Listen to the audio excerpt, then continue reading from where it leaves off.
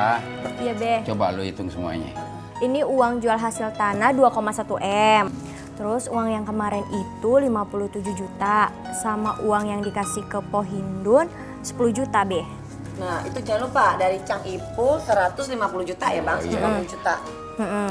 Jadi ini total semuanya itu 2.291 juta, Be. Ya udah, sekarang cicilan ke Pak Prabu, lu pisahin tuh.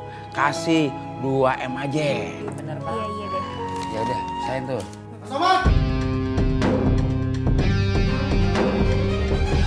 Ya Allah. Ini Bapak main nyelonong-nyelonong aja bukannya pakai salam. Gimana sih, nggak sopan, tau nggak? Ada tangan kami atas perintah dari Pak Prabu. Pak Somad harus bayar utang sekarang juga. Ya gimana sih Pak?